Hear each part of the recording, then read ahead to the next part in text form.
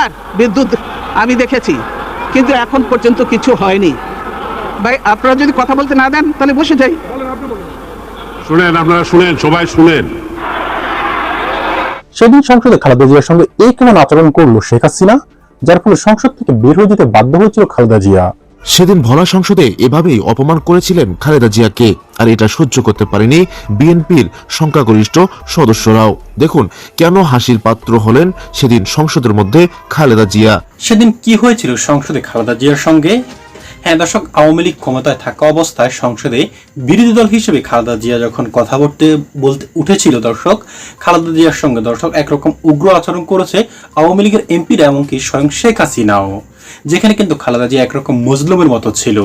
এবং দর্শক, ন্যায়ের পক্ষে কথা বলতে গিয়ে, আলিমুল আমাদের পক্ষে কথা বলতে গিয়ে সেদিন সংসদে কিন্তু এক প্রকার অনেকটাই কিন্তু অপমানিত হয়েছিল খালেদা জিয়া। আর অপমানিত হয়েই কিন্তু দর্শক ওয়াকআউট করে কিন্তু বেরিয়ে গিয়েছিল বিরোধী দলীয় নেতাকর্মীরা, যেটার কিছুটা অংশবিশেষ দর্শক আপনারা ভিডিওর শুরুতেই কিন্তু দেখতে পেয়েছেন যে খালেদা জিয়া আসলে কি বলতে চাচ্ছিল এবং কি করা হয়েছিল খালেদা জিয়ার সঙ্গে সে সময়। আর এখন দেখবেন সেটার বিস্তারিত একেবারে সম্পূর্ণ ভিডিওটি দেখবেন, যেটা দেখলে দর্শক আপনারা রীতিমতো একেবারে বুঝতে পারবেন যে সে সময় আসলে খালেদা জিয়ার পরিস্থিতিটা কি ছিল এবং আওয়ামী লীগ খালেদা জিয়ার সঙ্গে সংসদে কি করেছিল সেদিন। দর্শক শ্রোতা, আপনার কাছে এতটুকুই অনুরোধ থাকবে দর্শক, আপনি যদি খালেদা জিয়াকে পছন্দ করে থাকেন অবশ্যই ভিডিওতে একটি লাইক দিয়ে সম্পূর্ণ ভিডিওটি কন্টিনিউ করবেন।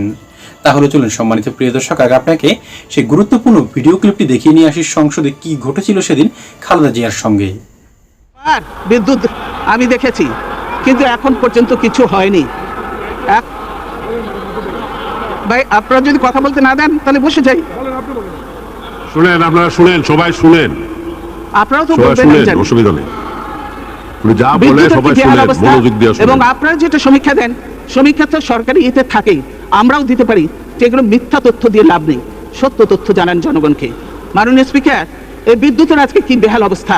এই বিদ্যুতে দলীয় লোকজনদেরকে পাওয়ার প্ল্যান্ট দেওয়ার জন্য আপনারা দায় মুক্তি আইন পাশ করেছেন এই সংসদ থেকে। এই সংসদ এখন বই বিদেশ থেকে ছাপিয়ে আনতে হয়, এটা অত্যন্ত দুঃখের মাননীয় স্পিকার। তাই বলতে চাই, তাই মাননীয় স্পিকার বলতে চাই যে আপনার মাধ্যমে আপনি বলেছেন যে আপনারা সংসদে আসেন, আমরা সংসদে আসব।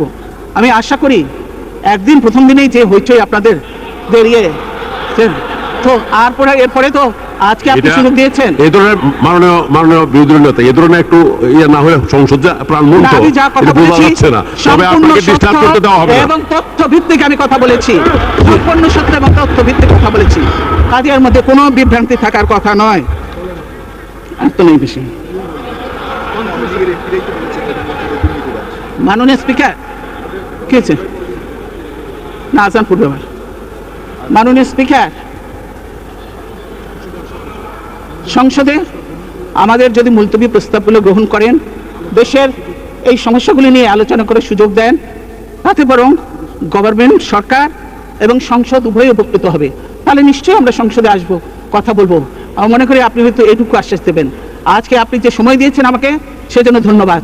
আমি এখনো বলবো যে আপনারা শুধু এখানে গলাবাজি আর বাইরে যে হাতাহাতি মারামারি না করে দেশটাকে রক্ষা করার জন্য একটু কাজ করেন, দেশটাকে রক্ষা করার জন্য কাজ করেন।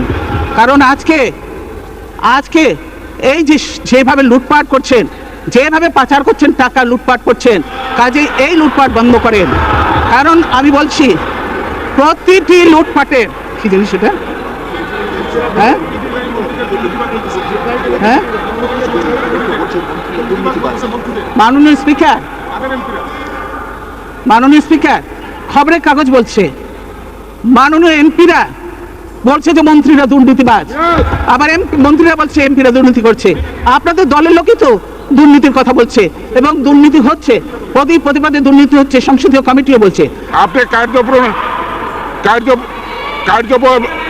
ওনার নীতি এবং রুলস অফ প্রসিডিউর মেনে চলি এবং আমরা সংসদীয় ভাষায় যদি বক্তব্য রাখি তাহলে নিশ্চয়ই সংসদ কার্যকর হতে পারে।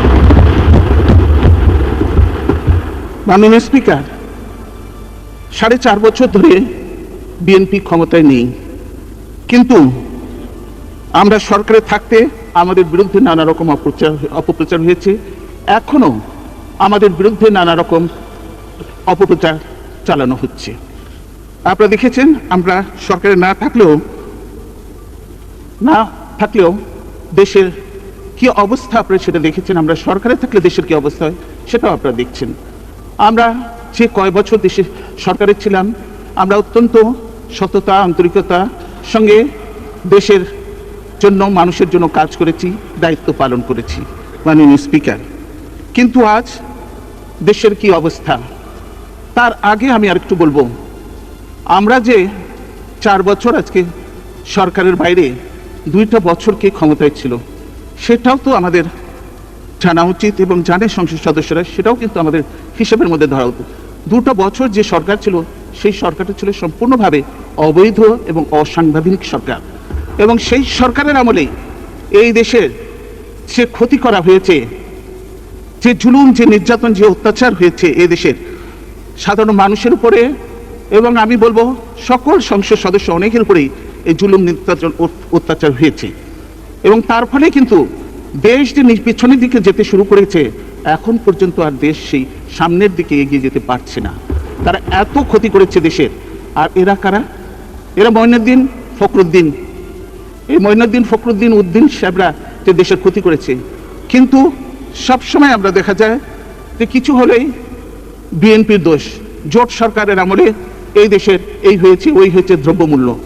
দ্রব্যমূল্যের কথাই যদি ধরা যায়, যে আমাদের সময় আমরা রেখে এসেছি মোটা চাল 16 থেকে 17 টাকা কেজি, আর এখানে ফখরুদ্দিন, মঈনুদ্দিন আমলে 40 টাকা কেজি হয়েছে, 40 টাকা কেজি হয়েছে। আর অন্য চাল আরো দাম বেড়েছে। তেল, লবণ, সব কিছু দাম আমরা দিতে পারবো যে কত দাম বেড়েছে। কিন্তু সেটা ফখরুদ্দিন, মঈনুদ্দিনের যত সব জঞ্জাল বিএনপির ঘাড়ে চাপানো হয়।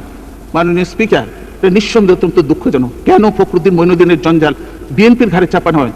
কেন আপনারা বলতে চান না ফখরুদ্দিন, মঈনুদ্দিন সে অপরাধ করেছে? এই ফখরুদ্দিন, মঈনুদ্দিনকে কি তারা আপনারা স্বীকার করে নিতে চান, এই অবৈধ সরকারকে? কারণ ফখরুদ্দিন, মঈনুদ্দিন যখন ক্ষমতায় আসলো, কিভাবে ক্ষমতায় আসলো আপনারা দেখেছেন, এবং সেটা ছিল সম্পূর্ণ অবৈধ এবং অসাংবিধানিক। কিন্তু আপনারা বললেন যে আপনাদের আন্দোলনের ফসল ফখরুদ্দিন, মঈনুদ্দিন, এবং তাকে আপনারা স্বাগত জানালেন, তাকে স্বাগত জানালেন, তার সেই শপথ অনুষ্ঠানে যোগদান করলেন।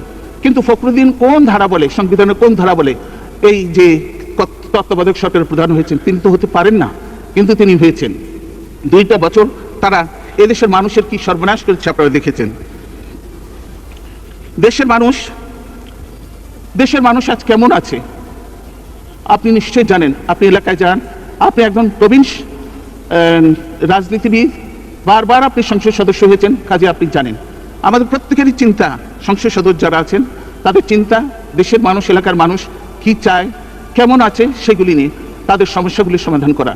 কিন্তু দেশের মানুষের আজকে সবচেয়ে বড় যে কষ্টটা, সেটা হলো দ্রব্যমূল্য। চাউলের কেজি যদি 50 টাকার উপরে হয়, ডাল যদি 110 টাকা হয়ে যায়, তেল 110 টাকা, প্রতিটি জিনিসের দাম বেশি, মানুষের ক্রয় ক্ষমতার বাইরে। কিন্তু মানুষের আয় তো বাড়েনি মাননীয় সরকার, মাননীয় স্পিকার। আর এছাড়াও মানুষের কোনো কাজ নেই। আজকে দেশে দেখেন কোনো কাজ নেই, কোনো উন্নয়ন হচ্ছে না। এবং এটা আমরা শুধু নয়, আপনাদের অ্যালায়েন্সে যারা আছে তারাও কিন্তু বলছে দেশে কোনো উন্নয়ন হচ্ছে না। রাস্তাঘাটের যে দুরবস্থা, এই অবস্থা কেন উন্নয়ন হচ্ছে না? উন্নয়ন যদি না হয় তাহলে এই দেশ তো শেষ হয়ে যাবে। মানুষের হাতে কাজ না থাকলে, মানুষের পেটে ভাত না থাকলে স্বাভাবিকভাবে মানুষ অপরাধের সঙ্গে যুক্ত হবে, করেও, নারী নির্যাতন করেও, লুটপাট করেও, সে কোনো অপকর্ম করেও তারা কোর্ট থেকে ছাড়া পেয়ে যায়, তারা বেল পেয়ে যায়, তারা এমনকি খুনের আসামি পর্যন্ত তারা মুক্তি পেয়ে যায়। অথচ বিএনপি, আমরা পলিটিক্স করি, বিএনপির লোকজনকে কারাগারে নেওয়া হয়, তাদেরকে বেল দেওয়া হয় না। এটা কেমন আইন মাননীয় স্পিকার? সেজন্য এখন সবাই বলে যে আজকে এই কোর্টটা কি বলে, নিরপেক্ষ নয়। কোর্ট নিরপেক্ষ নয়, আইন সবার জন্য সমান নয়, এবং এটাকে একটা নিরপেক্ষ কোর্ট বলে, জনগণের কোর্ট বলে না, এটাকে বলা হয় আওয়ামী কোর্ট। এই যদি অবস্থা হয় কোর্টের, এবং জজ সাহেবরা যদি কোর্টের মধ্যে দেখে করেন যে বিএনপির হলে এক রকমের বিচার দেওয়া হবে, আওয়ামী লীগের হলে আরেক রকমের হবে, এবং যেসব লোককে জজ বানানো হয়েছে, এটাও তো অত্যন্ত দুঃখজনক। দলের খারাপ লোক হলেও তাকে পদ দিতে হবে, এটা তো ঠিক নয় মাননীয় স্পিকার। আমরা তো সবকিছুর আগে ব্যক্তির চেয়ে দল বড়, দলের চেয়ে দেশ বড়, দেশের কথা চিন্তা করব। তাহলে সেখানে ব্যক্তি আসবে কেন? সেখানে তো দেশের কথা চিন্তা করা উচিত।